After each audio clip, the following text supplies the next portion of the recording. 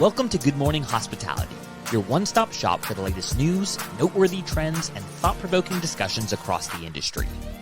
From hotels and short-term rentals to all things travel and hospitality, you'll find each episode equips you with the information that you need to start your week. Join us on Good Morning Hospitality every Monday, wherever you get your podcasts.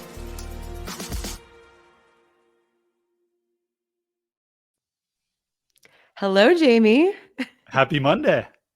Happy Monday. It's the best day of the week. We have kind of an interesting episode today. We are down to co-host. Michael is on paternity leave and Will is not feeling very good. So I'm glad that you were able to join me. It would have been a sad solo episode. Yeah, we don't need them. Maybe we could just take it on the road, just the two of us. Oh my God, listen, don't tell anyone. We'll have our own little break off podcast. But it's so good to see you. What's going on? Did you do anything fun over the weekend?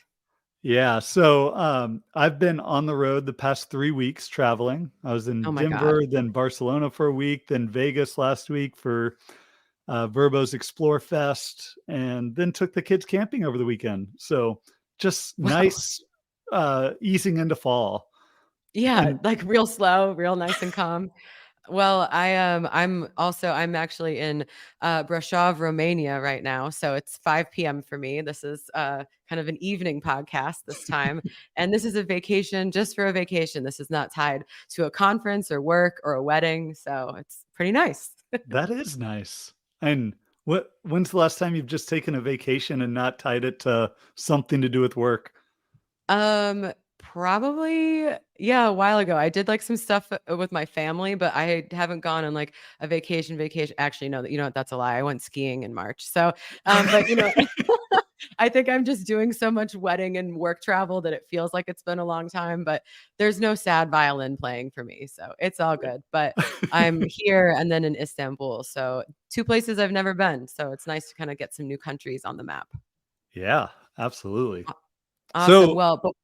Before we jump in, I just have to thank some of our sponsors. Want to give a shout out, as always, to TravelNet. Will was just at the Next conference last week, and I think we're going to have 2 bonus episodes. He had so many great interviews, so shout out to anyone that was there. I heard you guys had a great time. I'm very jealous that I couldn't make it. I promise I'll be there next year. And then, of course, our lovely partners at Sojo. They are doing this really great happy hour for your housekeeping department. We're going to have a raffle. All you have to do is sign up for the sample kit with the link in the show notes. And then on the 19th, we're going to announce the winner. You'll get a nice happy hour for your housekeeping team. It's a great way to say thank you for, a great high season. Hopefully, they deserve a little bit of fun and a break. So jumping right in today, I think the first kind of fun bit of news that's been everywhere has been the Delta kind of change in loyalty program points. And what I love about today's version of this is that complaining aggressively on the internet has worked because the Delta CEO has been like, maybe we move too fast. So are you a Delta loyalist, Jamie? What are your thoughts? I'm not quite as high of a status as Michael. And I did not send emails to Ed Bastain, their CEO, like Michael did, but it looks like Michael's complaints did not fall on deaf ears. What I love, though, was one, it feel like all loyalty programs are like a death by 1,000 cuts, right? Like every year they sort of get a little bit less and less sort of impactful on like how much your points are worth. And they're like, we just want to rip off the Band-Aid, like get it to sustainability.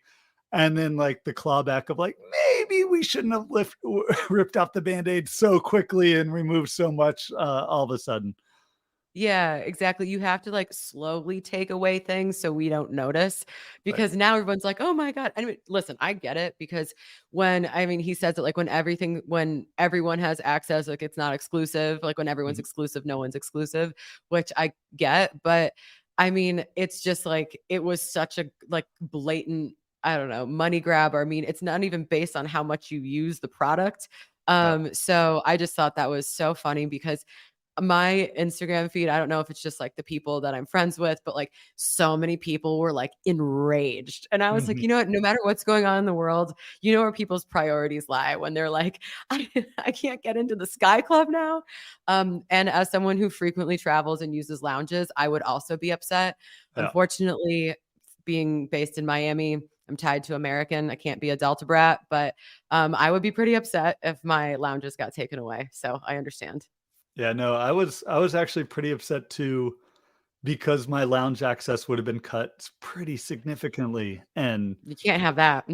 that is the one thing now when because I travel pretty often. Like, I think I'm doing 5 trips to Europe this year, like, which is quite a bit of travel, quite a lot of time away, and then just and a lot of quick trips and being able to get to the airport early and not have to do an extra night away and be able to just show up at the lounge, get some coffee, get breakfast, and not have to deal with the sort of 30-person line for coffee that is the Atlanta airport at 6 a.m. I'm pretty, yeah. So well, yet to be seen what these changes are going to be and whether Michael's going to be happy. But well, you know what? We'll just have him write some more emails if he's not. But I do love that they're like, okay, like give us some time. We're going to figure out how to dig ourselves out of this mess. And yeah, so we'll see. We'll report back when we have some more information. Yeah. But our next story is about Hyatt kind of going the Marriott route of introducing their new homes platform. Currently only featuring homes and properties that were available through the management company that they used to own. So not a surprise, but would love to get your take on this this new program. Yeah, it was honestly, it was a bit of confusing to me at the beginning because I was familiar with their destination hotels sort of management company where they actually had a management company where they managed like a lot of properties in Colorado, Hawaii, a few different resorts around the country. And they were a pure property management company. And I think all those properties were actually bookable through Hyatt already. So now they sell their property management company to Lowe, which will be run under Coral Tree. And now they relaunch or launch their Homes and Hideaways platform, which supposedly are going to offer way more short-term rentals, vacation rentals available for book. And they're going to launch with all the Coral Tree properties as bookable on the platform, which I think were already bookable through Hyatt and where you could use the points. But I think more than anything, it's going to allow them to expand it to be beyond just the ones that they manage and get way more property managers into the system and expand that way. And I'm guessing they had to get rid of their property management company to be able to and make more properties bookable. Is that your understanding? Yeah, that's my understanding. And then also it just seems like it's the playbook that Marriott did with homes and villas. Like, you know, in the beginning, Marriott had like a very strict, like people were sent out to go look at your property. And I remember when they came to look at ours, there was like a Deloitte consultant that was just with them as well. I'm like, this is just some 24-year-old kid, like getting to go to Miami and look at penthouses. I mean, that's not a bad gig. But then over time, like there isn't that. I mean, obviously, if you want to have more properties, you can't inspect every single one of them. So I imagine like the management company that they sold off, like that's a good base. Like you said, it was already bookable, but that's like, okay, that's how we launch it with already a sizable amount of inventory that we know the standards, we know what's going on. And then I would assume that they will slowly build out. So I would imagine that they're going to be looking, I'm sure they already have, but like partnering with either a channel manager like Reynolds United, and then eventually all the big PMSs. So, you know, I think that's coming just like Marriott. So it's not a surprise. And I saw someone commented on LinkedIn. I mean, people get just like hysterical about this stuff sometimes, like, you know, the hotels are coming for all the STR operators. And it's like, this is not a shock. You know, this is not, the hotels took a little bit to catch up, but of course, like we've all been saying that they're going to go down this route. Yep. and it creates the ability to keep people within their platform when they're Yeah. booking for stays outside of and going to sort of core urban areas and sort of leverage their points. And you all, and at least how I've always and grown up hearing it, it's like you build your points on business and then you spend them on leisure. And Mm-hmm. more leisure travelers want to use short-term rentals, want to use vacation rentals. And if you're not making your points available for those type of stays, then you're going to lose bookers. And I think Expedia is going to put more and more pressure on people of if you wanted to be able to earn and use your points on vacation rentals, then it makes sense to start using Expedia to and earn those points and spend those points. Yeah. And Hyatt, Marriott, Hilton are going to have to react. If not, they're going to sort of lose their sort of direct bookings to these OTAs. Well, I think that that's the interesting thing. You can start to see like there's been a real uptick in just the average person realizing the points game. And, whether that's for lounges or flying or hotels, but now I kind of like, I think it's analogous to the streaming wars, quote unquote. Like, you know, if there's so many options, then it just becomes a little ridiculous. Like you have to pick a lane, like, am I going to be loyal to Hyatt or am I going to do Expedia where like I have more options? It really, I think it's going to be interesting. I think it'll take some time, probably a couple of years, but to see like who really is doing a good job with these programs because people will have to choose. Yep. But I mean, hey, if Hyatt makes this available and this comes, if this is available with our PMS or the channel manager that we use, like we'll push to them. I mean, any sort of, channel is welcome.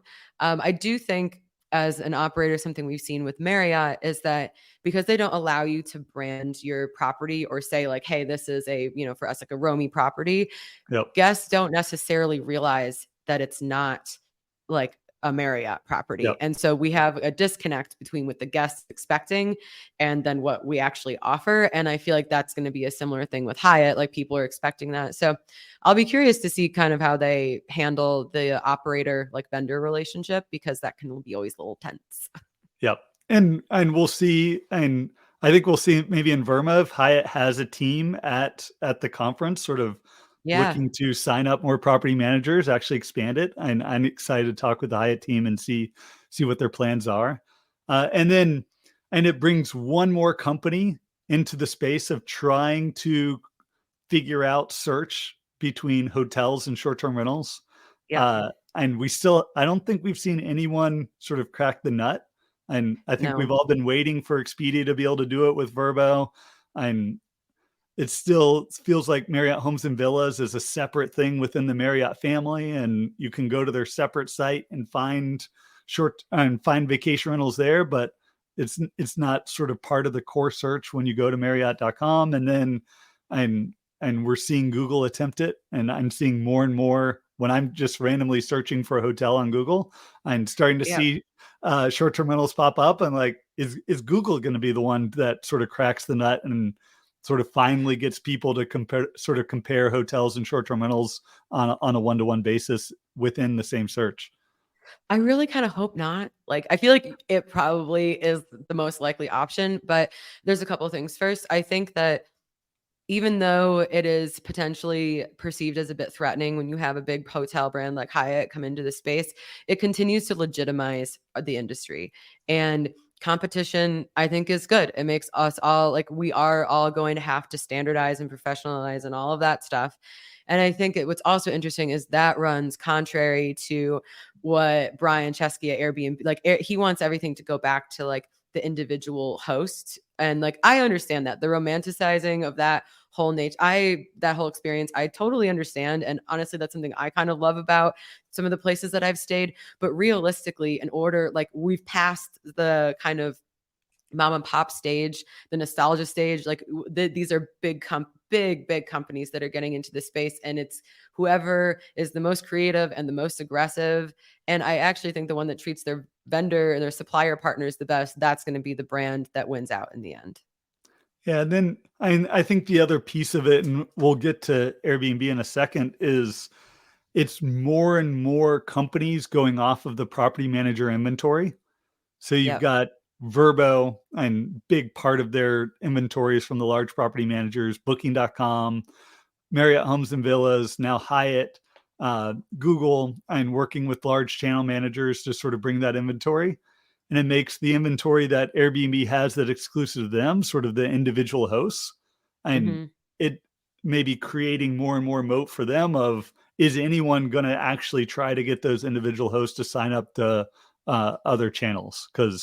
And it's still 85% of their inventory is people with 1 to 5 units. And I kind of, I don't think that those type of hosts are made for the other platforms. It's difficult to manage. I mean, when you start, I think you can still do, you can connect via your iCal link, your Airbnb and Vrbo accounts. Yep. But once you start getting past that, like, it becomes so much more. And I think that that's the benefit of Airbnb to people, is like, it can just be your little Airbnb business, and it doesn't have to be another, whatever huge operation. But I think the thing that kind of gives me pause, or just like irritates me a little bit, is, these operators that are trying to build these platforms do rely on professional operators to supply a consistent product. But then the policies that are made and the way that we are treated is like that we are irrelevant, or maybe not irrelevant, but like that we don't have any power in this relationship. Yeah. And it's kind of like, we are supplying you with the product, and it needs to be more of a partnership, or you at least need to give us a heads up. Or, we've had some interactions with a couple OTAs where there's been some overstepping and wanting to come and like talk to our operations team. It's like, you cannot do that. Like, absolutely not. And it's like, you can say what you want to say to me, but you're not coming and talking to like the housekeeping manager. You know what I mean? And so I think that it's a learning lesson. Like, how do we interact with those OTAs and these new platforms? It's a little bit of a learning period right now on how we're all going to work together. And I think, and what gives you the power though is going to be that there's going to be more and more OTA competition, and where each one gets, and over time, to be a smaller and smaller share. So if you had to drop one, like, and honestly, we're seeing that now. I mean, in investing in your brand, if you're big enough and have the ability to do that and have your direct site, like, you can make it so that you are not so beholden to one OTA. And I think that if you have that ability, diversifying it so that if you don't like the relationship that you have with one of those platforms, or it's just not working for you, you can drop it, and the pie will just adjust. It won't be so abrupt. But speaking of our favorite OTAs, another hashtag Airbnb rant, which I'm really not trying to hate on them so much. I'm staying in an Airbnb right now. But last week we were talking about how Brian Chesky said that they're going to unveil a lot of plans. And some of those plans included like lowering prices, which they don't control, and also cleaning fees, which they don't control. And it was kind of like, how is that going to happen? And I think the headlines, in fairness, everything has to be a little clickbaity to get you to get into the article. But everything has been like, Airbnb is eliminating cleaning fees. And when I first saw that, I was knee-jerk reaction. I was like, what are you talking about? And then you read on, and it's actually how they're going to display the cleaning fees and the pricing. So why don't you kind of take us through your thoughts on how this is going to be rolled out, or what the impact is and what the data says? Yeah, no, the headline of essentially eliminating cleaning fees, essentially being the key word. And they're sort of moved to all-in pricing at the beginning. So you can toggle on your search. So when you're comparing prices across different listings for different stays, that you're seeing a total price that includes not only the nightly rate, but the cleaning fee and service fees, sort of all the fees sort of rolled into one. Which is great. Yeah. I think that's great. Yeah. Especially given that, and there's so much differences in fees now. Some hosts that sort of charge and include all the service fees in the price, and others that don't. Some that include cleaning fees in the price, others that don't. So as more and more hosts sort of have, and companies have different policies on what sort of fees they're including in an overall rate, it's going to make it really hard to actually compare the rates when you're looking sort of just at a bunch of different listings and what the average nightly rate is. So the fact that you can toggle that they're pushing more and more hosts to be in sort of inclusive of all their fees in that rate. And then what I think is the most important thing in that Skift article we're talking about, where Brian was talking about sort of essentially including fees, is that they're going to start, if they haven't already, manipulating having the rankings sort of adjust for people that include cleaning fees could show up higher in the rankings than those that don't, sort of including the cleaning fees in the nightly rate. That was a very diplomatic way of saying that. You were like, they're going to adjust it. No, like the algorithm is going to punish you. Yeah. Yeah. And we pointed this out and sort of pre-call when we were talking, but you sort of said that more and more people are removing cleaning fees, that we have was a few 100,000 properties that had either adjusted their cleaning fees down or removed them altogether. And the reality is that in the US, only 16% of short Airbnb properties do not have a cleaning fee, which is a really low percent, right? Yeah. But that percent is actually up slightly. So up 1.5% over the past year. So there are more properties in the US that are adjusting their cleaning fee policy to not have one. So that on the face that statement appears to be true. And globally, 44% of properties don't have a cleaning fee. So when you look at Airbnb's business, which is mostly and properties that are outside the US, even though we talk about US trends and most often here, in countries like the UK, well over half the properties don't have a cleaning fee. When you look at properties throughout APAC, most properties don't have a cleaning fee. So it is a sort of common thing as you travel internationally that properties sort of include the cleaning as part of the fee. I think it's also areas and that sort of have a history of it, where when you travel and the price is all inclusive, and that they don't break out the different fees. What are your thoughts there? So I mean, that money has to come from somewhere. It's the housekeeping, especially if you have a bigger operation, is an enormous expense, but it can also, like, the cleaning fee line item usually offsets and sometimes can be a source of like a profit center for the business. And so I understand optically why they want to get rid of that, but he said there's a couple of things that I think are contradictory. So first, we want to essentially get rid of cleaning fees. And then also lower prices, which Airbnb does not control. However, they do control the algorithm and how you view things, so they can push those higher priced properties down. And then they also want the operators, rightly so, to commit to paying their housekeeping staff a living wage. So that is expensive, obviously. Like, labor is one of us, after rent, if you pay it, or your owner payouts, that's probably one of your biggest line items. Yep. And so that money, if you're not charging it as a single fee, is going to go back into the price, but then that's going to make the nightly rate more expensive, which might push you further down. And I think you can't have all of those things. And so it can't just be like a race to the bottom. Who can provide the cheapest property? It's just going to, I think, really erode who is on the platform. And I understand people don't want to be blindsided by like a high cleaning fee, but also think about, you go to a hotel, it's not a big room, right? So it's the time that it takes. It can take like 45 minutes to clean a hotel room. You have a 6-bedroom home that has a massive kitchen, a couple living rooms, 6 bathrooms, whatever it is. That takes all day or like 5 hours. That's not a quick clean. And that should be a separate fee because it does take a long time. Yep. And a lot of more supplies and things like that. So this is just where I'm concerned about like how we'll rank, because that has a serious, I mean, if you're on page 2 it's just done. Like, like no one ever goes to page 2. And so I'd be curious, you have like data on the cleaning fees. So what are the numbers actually say? Yeah.